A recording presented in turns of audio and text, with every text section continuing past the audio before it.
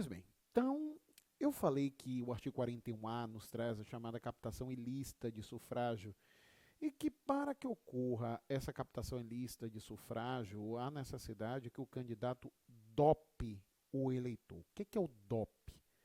O dope quer dizer o doar, oferecer, prometer e entregar. Então fica mais fácil de memorizar assim. Tá? Veio captação ilícita de sufrágio, você pensa logo, olha, é necessário que o candidato dope o eleitor. Então, doar, oferecer, prometer, entregar. Vantagens individuais em troca de voto. O Tribunal Superior Eleitoral tem entendido que se essa doação, oferta, promessa ou entrega de vantagens individuais for em troca de abstenção, também é considerado como captação ilícita de sufrágio. Tá? Agora, eu chamo a atenção para esse ponto especificamente, vantagens individuais. Isso significa que nós não podemos confundir a captação ilícita de sufrágio com a promessa de campanha. Na promessa de campanha, nós temos vantagens genéricas. Exemplo, caso eu venha a ser eleito, é, construirei um hospital nessa região. Isso daqui é uma promessa de campanha. Não posso considerar como uma captação ilícita de sufrágio. Normalmente é o candidato que faz, mas pessoa, né, que o representa também pode fazer, mas é necessário que se prove que o candidato tinha conhecimento de que aquela pessoa tem, né, ou estava, né, tentando de forma ilícita obter voto para ele. Tá certo? Em relação à representação, aplica-se tudo o que foi visto no que tange à investigação judicial eleitoral, inclusive no que tange aos prazos. A diferença aqui é que, sendo, né, eleição federal ou estadual, quem irá julgar será o juiz auxiliar, né, se a competência for do TRE, ou se a competência for do TSE, o juiz auxiliar do TSE, pelo menos se a representação ela for julgada até o final do período eleitoral. Se for julgada após o final, aí vai haver um sorteio de relator e vai se seguir normalmente, porque o julgamento vai ser colegiado. Tá certo? É, as consequências da procedência da ação em relação à captação ilícita de sufrágio são a cassação do registro ou do diploma, a inelegibilidade pelo prazo de 8 anos, a imposição de multa de 1.000 a 50.000 FIR e anulação dos votos dados. Lembrando que, se nós estamos falando de eleitos pelo sistema majoritário, a eleição será anulada e será realizada uma nova eleição. Por fim, nós temos o artigo 73, que vai nos falar das condutas vedadas aos agentes públicos em campanha. A finalidade desse artigo 73, na realidade, é trazer o equilíbrio do pleito. Aliás, nem falei da finalidade lá da captação ilícita de sufrágio, né? A captação ilícita de sufrágio tem por finalidade a proteção à liberdade do eleitor. Por isso que, se a captação ilícita de sufrágio é feita apenas em relação a um eleitor, ela pode ser julgada procedente, porque o bem ali tutelado é a liberdade do eleitor.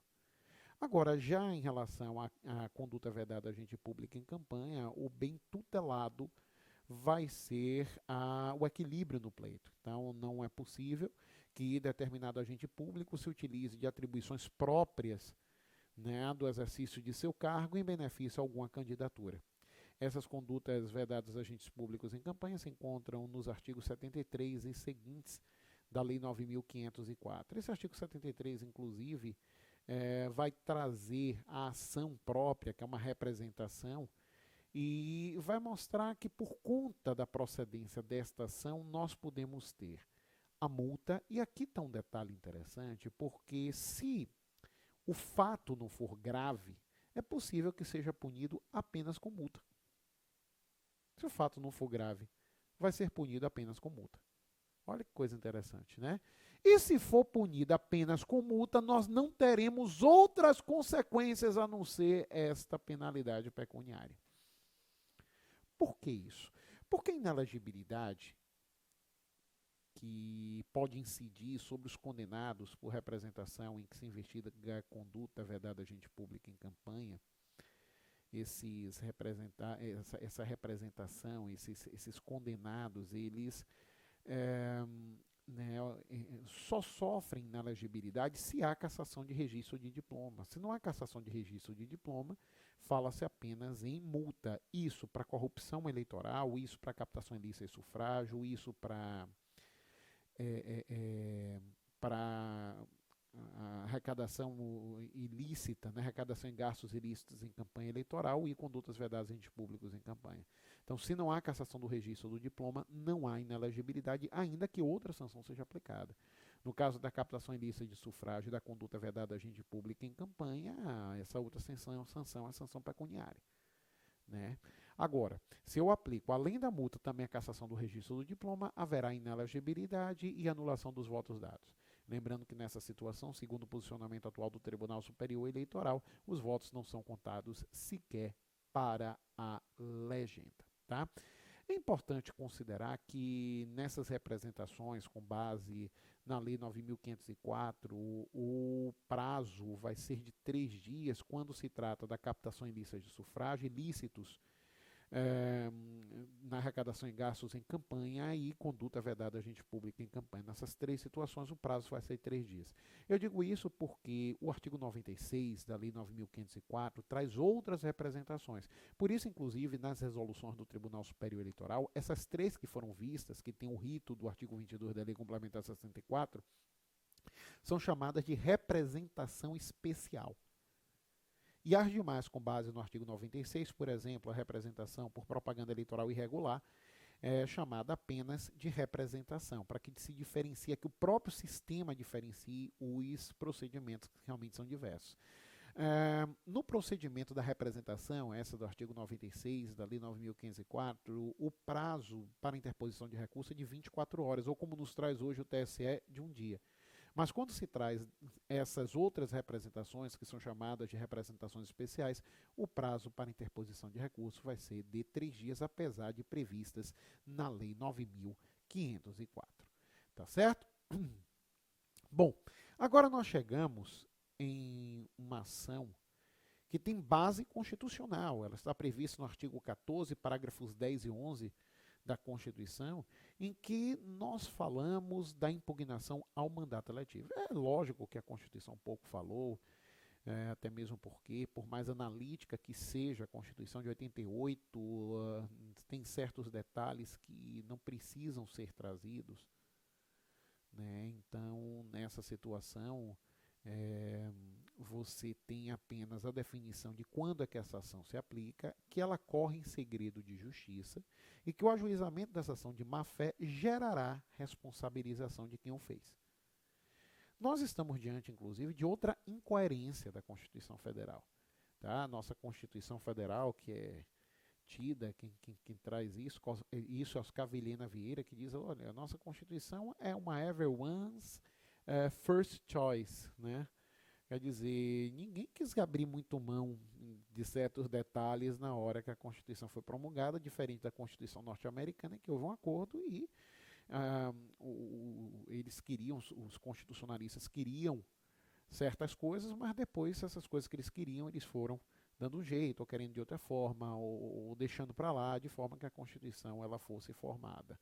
Tá? Então foi a segunda escolha de todos. Aqui não, aqui foi a primeira, o que faz com que o nosso texto constitucional seja bem incoerente. Ora, se a transparência é a base das relações, principalmente quando se trata do exercício de direitos políticos, não há lógica todas as outras ações eleitorais serem públicas e essa impugnação ao mandato eletivo correr em sigilo. Né? Agora, ela corre em sigilo, mas a publicação da decisão final é realizada sem qualquer tipo de problema. Tá certo? O eleitor ele tem o direito de saber o que é que existe contra os candidatos.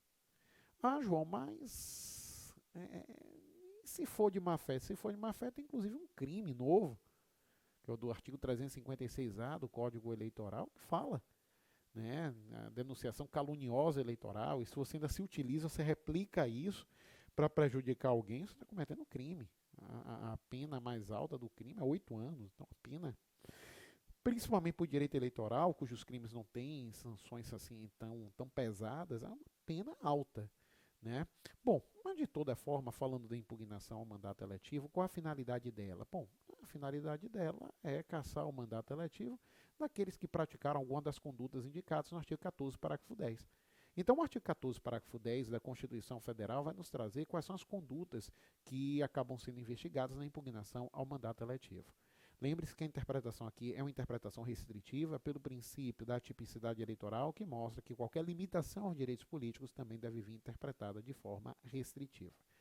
Então, consideram-se como causas de pedir da impugnação ao mandato eletivo a corrupção, a fraude e o abuso do poder econômico. Tá? Em relação ao abuso do poder econômico, não se tem permitido impugnação ao mandato eletivo para discutir abuso do poder político, porque o artigo 14, parágrafo 10 da Constituição fala de abuso do poder econômico. Muitas vezes, no entanto, o abuso do poder econômico vem entrelaçado com o abuso do poder político. Isso é comum. Eu vou citar um exemplo que você já deve ter ouvido falar. Próximas eleições municipais, o prefeito determina que todos aqueles que tenham cargos comissionados na prefeitura participem de sua campanha. Isso é um abuso de poder político, porque a utilização desses servidores está ocorrendo de maneira incorreta, e ao mesmo tempo abuso do poder econômico, porque as pessoas vão com medo de perder seus cargos, na maioria das vezes, sua única fonte de sustento. Então o que é que nós temos? O abuso do poder político entrelaçado com o abuso do poder econômico. Quando isso acontecer, é possível que tais assuntos sejam tratados na impugnação ao mandato eletivo. O que não se admite é que na impugnação ao mandato eletivo se traga uma análise de o abuso do poder político puro. Isso aqui não se admite, porque a Constituição não fala em abuso do poder político enquanto causa de pedir da impugnação ao mandato eletivo, mas sim abuso do poder econômico. Bom, com relação ao rito, a ação, inclusive, ela pode ser ajuizada até 15 dias após a diplomação, é um prazo decadencial. Em relação ao rito, como a Constituição não definiu o rito, e volto a dizer, não é função da Constituição Federal definir rito algum, como a Constituição não definiu o rito, não é lógico que esse rito acabe sendo, né, ou melhor, é lógico que esse rito acabe sendo trazido pela legislação, só que a legislação foi omissa também em relação à impugnação ao mandato eletivo. O que a legislação nos faz, na realidade, é trazer alguns ritos de ações eleitorais. E se convencionou dizer que o rito da impugnação ao registro de candidatura é o rito ordinário, como hoje na linguagem do CPC, é o rito comum. Né? Então, se é o rito comum eleitoral, a jurisprudência aponta que a impugnação ao registro de candidatura segue esse rito comum. Então, a impugnação ao mandato eletivo segue esse rito comum. Ou seja, aquele rito que foi estudado quando da impugnação ao registro de candidatura também serve à impugnação ao mandato eletivo. Tá? Então, se a Constituição não traz o rito, a interpretação que se faz é que este é aquele previsto nos artigos 3º e seguintes da Lei Complementar 64. Tá? Em relação à legitimidade, o Ministério Público Eleitoral, candidato, partido, coligação, e aí nós vamos ainda observar a legitimidade passiva, o eleito. Lembrando que há aqui aquele litisconsórcio passivo necessário entre todos os integrantes da chapa, de acordo com a súmula 38 do Tribunal Superior Eleitoral. Bom, a petição inicial, com todos os requisitos do artigo 319 do Código de Processo Civil, com exceção do requerimento para realização de audiência visando conciliação e valor de causa. A citação, a defesa escrita no prazo de 7 dias, são 7 dias corridos, se podendo apontar tanto na petição inicial quanto na defesa até 6 testemunhas. Olha, se houver um litisconsórcio passivo necessário, é possível se requerer a oitiva de até 6 testemunhas por requerido. Tá? Ou seja, por réu, você pode aí requerer a oitiva de até 6 testemunhas. Bom, nós temos a dilação probatória, em que na oitiva das partes, a ser realizada nos 4 dias seguintes, as diligências de ofício ao requerimento, prazo de 5 dias, as alegações finais, prazo comum de 5 dias. Diferente do que ocorre lá na impugnação ao registro de candidatura, aqui a sentença ela é publicada. Ah, mas corre em segredo de justiça. Corre, mas a sentença é pública. Então, ela é publicada normalmente, já que você não está mais no período eleitoral. Agora, A procedência da ação, o que é que vai trazer? Primeiro, a perda do mandato. Segundo, a anulação dos votos dados, se for eleição majoritária, a anulação de toda a eleição. Agora, houve uma mudança recente na jurisprudência do Tribunal Superior Eleitoral, porque o TSE entendia que não era possível a imposição de inelegibilidade através de impugnação ao mandato eletivo. Hoje ele entende que pode. Agora, para isso, é necessário que tenha ocorrido corrupção ou abuso do poder econômico. A corrupção e o abuso, né, a corrupção com base naquele artigo 1º, inciso 1º, a linha J da Lei Complementar 64 e o abuso do poder econômico com base nas linhas D e H desse mesmo dispositivo, tá certo? Então, perceba que nós podemos ter sim a imposição hoje de inelegibilidade, mesmo na impugnação ao mandato eletivo. O prazo para interposição de recurso será de 3 dias. Bom, de outro lado, nós também precisamos observar o seguinte. Aqui nós temos, na realidade, o recurso contra a expedição de diploma que tem natureza jurídica, e aqui é que está o detalhe, ele tem a natureza jurídica, não é de recurso, mas de ação. Né? Então, quando nós nos deparamos com o recurso contra a expedição de diploma, fica parecendo que nós estamos falando de recurso, mas o problema é que o Código Eleitoral tratou como se fosse recurso. É o artigo 262 do Código Eleitoral. Mas, na verdade, é uma ação constitutiva negativa de um ato emanado da Justiça Eleitoral, que é a diplomação. Tá? Então, nós vamos tratar como se fosse ação, embora o Código Eleitoral trate como se fosse recurso. Por isso, na prova, não estará errado marcar que o recurso contra expedição de diploma é interposto e que a sua defesa é denominada de contra-razões. E que seu prazo de interposição é de 3 dias. Na verdade, é uma ação, mas como as questões muitas vezes se ligam de maneira excessiva na redação da lei, se acaba trazendo isso, né? Mas cuidado, porque o recurso contra expedição de diploma tem uma natureza jurídica de ação. E aí nós vamos observar que a sua finalidade é decretar a perda do diploma nos termos do artigo 262 do Código Eleitoral e a causa de pedir se encontra no artigo 262 do Código Eleitoral. Então nós temos como causa de pedir, no recurso contra expedição de diploma, a ausência de elegibilidade ou a existência de causa de inelegibilidade. Aí, nesse caso, não é qualquer inelegibilidade que pode ser apontada no recurso contra expedição de diploma, mas apenas a inelegibilidade que seja superveniente ou constitucional. Eu até me lembro de ter citado, quando nós estávamos falando no bloco anterior sobre a impugnação ao registro de candidatura, que quando essa súmula 11 do Tribunal Superior Eleitoral, o partido não faz a impugnação tempestivamente, ele não poderá recorrer da decisão que deferiu o registro, salvo em matéria constitucional. Porque em matéria constitucional é possível recurso contra a expedição de diploma. Uma situação interessante é que há uma súmula, que é a súmula 47 do Tribunal Superior Eleitoral, afirmando que a inelegibilidade superveniente é aquela que ocorre até a data da eleição. Só que data vênia, o entendimento dessa súmula acaba sendo esvaziado por conta da atual redação do parágrafo 2º do artigo 262 do Código Eleitoral. E esse parágrafo 2º é um absurdo, porque imagina o seguinte, ele vai afirmar que a inelegibilidade superveniente é apenas aquela que ocorre até o último dia para a formalização do registro de candidatura. Gente, se uma inelegibilidade ocorre até o último dia para a formalização do registro de candidatura, superveniente ela não é. Superveniente de quê? Raciocina comigo, superveniente de quê se ela ocorre até o último dia para a formalização do registro de candidatura? Onde está essa superveniência? Então, nós podemos, na verdade, perceber que a situação, essa mudança foi uma mudança bem infeliz. E como ficou esvaziado o conteúdo da súmula 47 do Tribunal Superior Eleitoral, tá certo? Então, aqui nós temos a inelegibilidade superveniente, apta a viabilizar o recurso contra a expedição de diploma decorrente de alterações fáticas ou jurídicas, deverá ocorrer até a data fixada para que os partidos políticos e as coligações apresentem seus requerimentos de registros de candidatos. Olha só. Então perceba que hoje a legislação ela é diferente, ela vai no sentido contrário ao da súmula 47. Outro ponto a ser considerado é que, como o recurso contra a expedição de diploma é tratado pela legislação como recurso, o prazo de ajuizamento é de 3 dias. Porque normalmente o prazo para interposição de recursos é de 3 dias. Tá? É o artigo 258 do Código Eleitoral.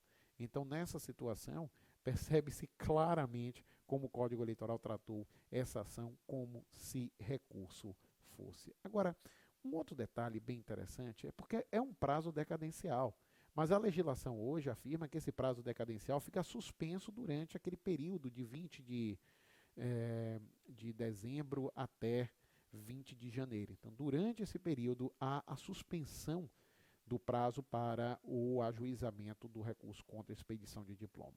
Em relação à legitimidade ativa, vocês já conhecem o Ministério Público Eleitoral, partidos, coligações e candidatos. Em relação à legitimidade passiva, o diplomado. E em se tratando de eleições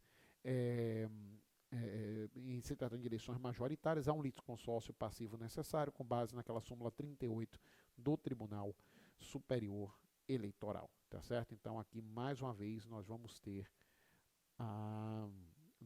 esse litisconsórcio passivo necessário nas eleições presidenciais, nas eleições majoritárias. Agora, outro ponto curioso, como o Código Eleitoral tratou o recurso contra expedição de diploma como se fosse efetivamente recurso, perceba que ele é ajuizado perante a instância superior àquela que diplomou, salvo no caso das eleições presidenciais, porque nas eleições presidenciais a diplomação é feita pelo Tribunal Superior Eleitoral e o recurso contra a expedição de diploma também é julgado pelo Tribunal Superior Eleitoral.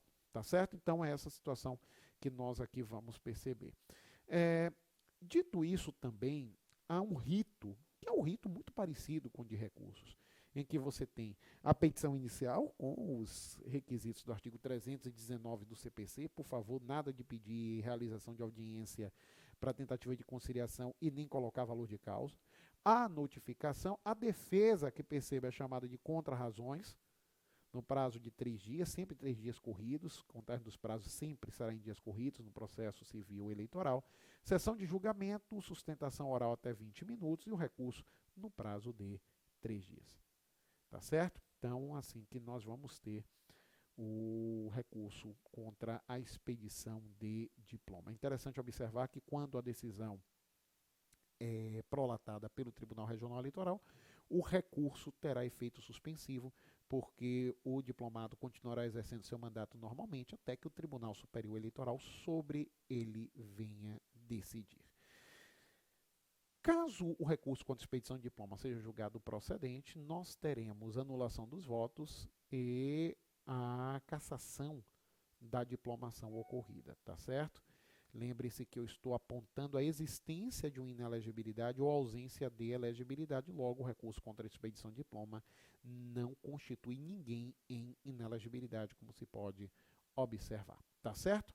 Em relação aos recursos eleitorais, só falando a sua parte genérica, nós temos o artigo 257, que vai nos mostrar que os recursos eleitorais não terão efeito suspensivo. Então, os recursos eleitorais eles não têm efeito suspensivo. Tá? Algumas exceções são aplicadas e aqui nós temos o recurso ordinário em cassação de registro, perda de mandato e afastamento de titular.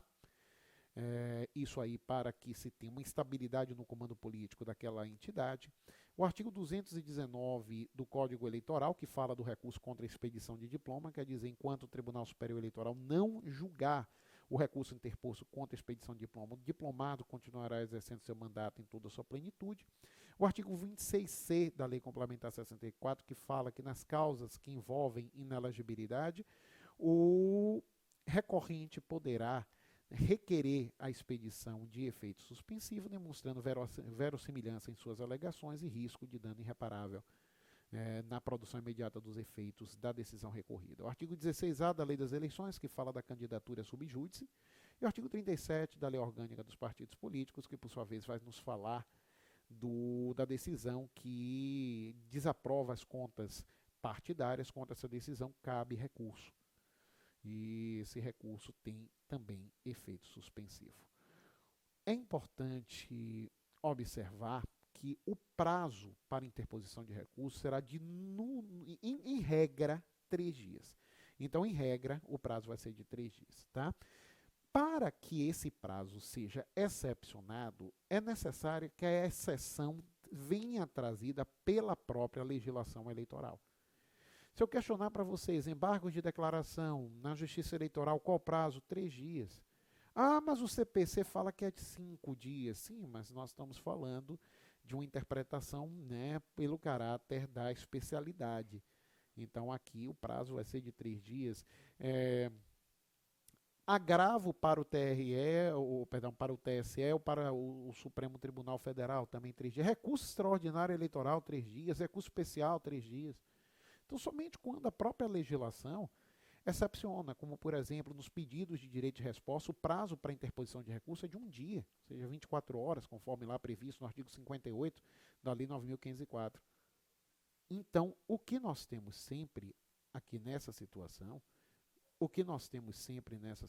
vai ser, e eu quero deixar isso extremamente claro, é que somente a legislação eleitoral pode excepcionar esse prazo.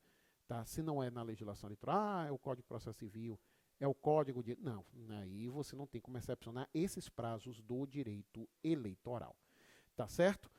Pois bem, de outro lado, o que nós aqui vamos perceber são os recursos previstos no próprio Código Eleitoral, na própria legislação eleitoral. Então, vamos dividir esses recursos de acordo com a decisão recorrida.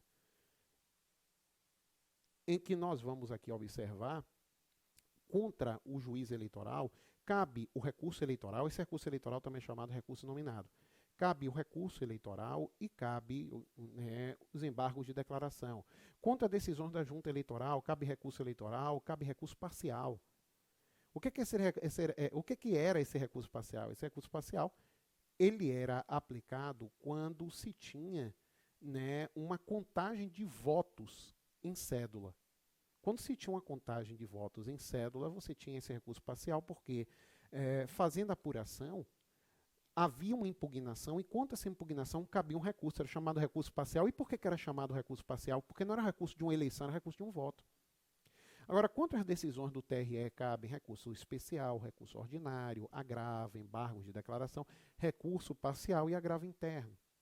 E contra as decisões do Tribunal Superior Eleitoral, nós temos a interposição tanto de recurso extraordinário, quanto de recurso ordinário, quanto de embargos de declaração, quanto de agravo para o Supremo, quanto, né, do agravo interno. Então, é o que se tem, né, a rede, vamos dizer assim, em relação aos recursos eleitorais. Só queria focar aqui no recurso especial eleitoral, porque cabe o recurso especial eleitoral quando a decisão do Tribunal Regional Eleitoral contraria a Constituição Federal ou lei federal. Então, se assim o é, eu não posso ter recurso especial,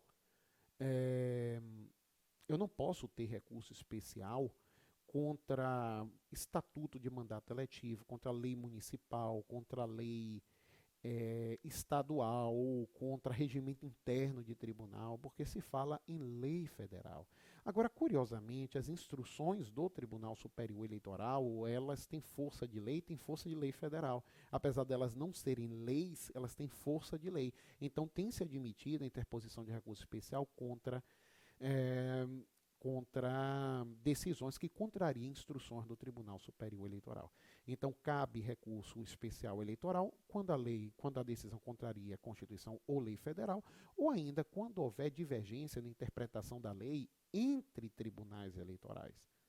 Por outro lado, cabe recurso ordinário quando se trata de questões que envolvam inelegibilidade, diplomação, cassação de diploma. Olha que coisa. Então, tanto na diplomação quanto na cassação de diploma, nós acabamos tendo né, a possibilidade de interposição de recurso ordinário. E ainda quando se trata de perda de mandato. Então, diplomação, cassação de diploma, perda de mandato e inelegibilidade, mas apenas nas eleições federais e estaduais. Ou seja, se a inelegibilidade, a diplomação, a cassação de diploma, a cassação de mandato ocorrerem em eleições municipais, não caberá recurso ordinário, cabendo, nesse caso, para o Tribunal Superior Eleitoral apenas o recurso especial. E também caberá recurso ordinário nas decisões denegatórias de habeas corpus, mandado de segurança, aberdata e mandado de injunção. Tá certo? Então, são as situações aqui, né, a base dos recursos eleitorais, e aqui tem um material para vocês sobre as ações e recursos eleitorais. Estou à sua disposição para quaisquer dúvidas que possam surgir. Então, mais uma vez, meu muito obrigado, um grande beijo no coração. Nos vemos na próxima, se Deus assim quiser.